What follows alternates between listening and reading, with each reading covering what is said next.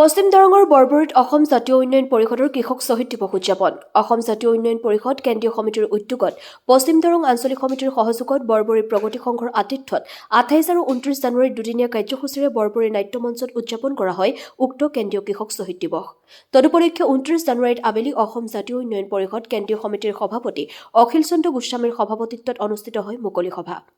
অসম জাতীয় উন্নয়ন পৰিষদ কেন্দ্ৰীয় সমিতিৰ সাধাৰণ সম্পাদক অমিয় কুমাৰ ডেকাই আগধৰা সভাখন উদ্বোধন কৰে বড়ো সাহিত্য সভাৰ প্ৰাক্তন সভাপতি তৰেণ বড়োৱে। আদৰণি সমিতিৰ সভাপতি উদ্ধৱ ডেকাই আদৰণি ভাষণ প্ৰদান কৰা সভাত স্মৃতিগ্ৰন্থ উন্মোচন কৰে ভাৰতীয় গণনাট্য সংঘ অসম ৰাজ্যিক সমিতিৰ যুটীয়া সম্পাদক সোণেশ্বৰ নৰহে। সভাত বিশিষ্ট সমাজকৰ্মী প্ৰদীপ গগৈ, বিশিষ্ট সাহিত্যিক অৱসৰী মুখ্য অভিযন্তা ছফিউৰ ৰহমান শইকীয়া, মানৱ অধিকাৰ কৰ্মী প্ৰণৱ চেতিয়া, অসম জাতীয় উন্নয়ন পৰিষদ কেন্দ্ৰীয় সমিতিৰ কাৰ্যকৰী সভাপতি ডক্টৰ চিত্ৰৰঞ্জন বৰুৱা প্ৰমুখ্যে কেইবাগৰাকীও বিশিষ্ট ব্যক্তিয়ে অংশগ্ৰহণ কৰে। News desk AIN live.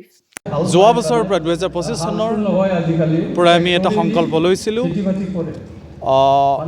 কৃষি, কৃষক আৰু অধিকাৰ এই বিষয়টো কেনেকৈ আমি নতুন প্ৰজন্মৰ মাজলৈ আমি লৈ যাব পাৰোঁ। আমাৰ পথৰুঘাট কৃষক বিদ্ৰোহ বুলি ক'লে আমি পোনছাতেই মনত পৰে কৃষক আৰু পথাৰ, কিন্তু তাৰ লগত আমি এটা বস্তু এটা বিষয় আমি অন্তৰ্ভুক্ত কৰিব বিচাৰিছোঁ যে কৃষিৰ সৈতে কিদৰে আইনৰ দিশবিলাক জড়িত,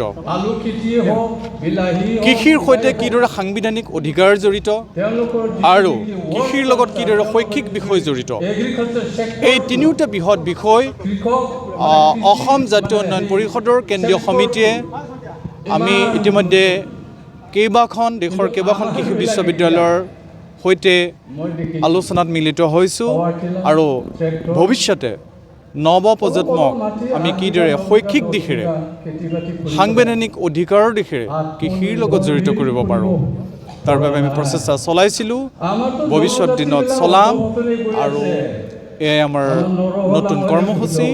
অসম জাতীয় উন্নয়ন পৰিষদ এক অৰাজনৈতিক অক্ষুণ্ণ ৰাখি অসম আৰু অসমীয়া জাতিৰ স্বাৰ্থত দীৰ্ঘদিন ধৰি কৃষক আৰু শ্ৰমিকৰ ঐক্যবদ্ধ সংগ্ৰামৰ পোষকতা কৰা অসম জাতীয় উন্নয়ন পৰিষদে অসমৰ সম্পদৰ অধিকাৰ, অসমৰ কৃষকৰ অধিকাৰ আৰু যিবিলাক আমাৰ শ্ৰমিক আছে এই শ্ৰমিকৰ অধিকাৰৰ কাৰণে আৰু অসমৰ সম্পদৰ যিটো বিশাল যিটো আমি গৌৰৱ কৰিব পাৰোঁ ইয়াৰ কাৰণে অসম জাতীয় উন্নয়ন পৰিষদে অৰাজনৈতিকভাৱে অসমীয়া খিলঞ্জীয়া জাতি জনগোষ্ঠীক লৈ অসম জাতীয় উন্নয়ন পৰিষদে বিভিন্ন ঠাইত শিশুৰ মানসিক বিকাশ, খেতিয়কৰ বিভিন্ন সহায় সহযোগ হোৱাকৈ আমি এক সংগ্ৰামী ধাৰাৰে বিভিন্ন ঠাইত সভা সমিতি পাতি আমি যোৱাবাৰৰ দৰে কেন্দ্ৰীয় ভিত্তিত বৰবৰী অঞ্চলৰ ৰাইজৰ সহযোগত কেন্দ্ৰীয় কৃষক শ্বহীদ দিৱস পালন কৰিবলৈ লৈছোঁ। আজি আমাৰ দ্বিতীয় দিন। আজি দ্বিতীয় দিনৰ কাৰ্যসূচীত আজি মুকলি সভা বুলি ক'লেও ভুল নহয়, আমাৰ এই মুকলি সভা তথা আমাৰ যিটো আলোচনা চক্ৰ টাইপ যিটো আমাৰ পথৰুঘাটৰ কৃষক শ্বহীদসকলৰ হওক অসমৰ বিভিন্ন ঠাইত যিসকল শ্বহীদ হৈছিলে তেখেতসকলক ৰোমন্থন কৰিবৰ কাৰণে আমি বিজ্ঞ অসম সুযোগ সন্তান আমি বড়ো সাহিত্য সভাৰ সন্মানীয় সভাপতি তৰেণ বড়ো ডাঙৰীয়াক আমি আমন্ত্ৰণ জনাইছোঁ আৰু কৃষক নেতা জীপাল কৃষক শ্ৰমিক সংঘৰ নেতা সোণেশ্বৰ নৰ বোকাখাটৰ পৰা আহি পাইছে। তেখেতে আমাৰ মঞ্চত ইতিমধ্যে কৃষকসকলৰ স্বাৰ্থত অধিকাৰৰ স্বাৰ্থত তেখেতে এক সংগ্ৰামী ধাৰাৰে আজিৰ দিনটোত ৰোমন্থন কৰিছে।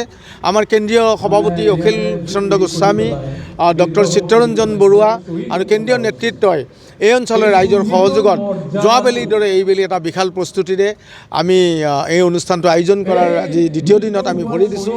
এতিয়ালৈকে আমাৰ কাৰ্যসূচী ঠিকে আছে।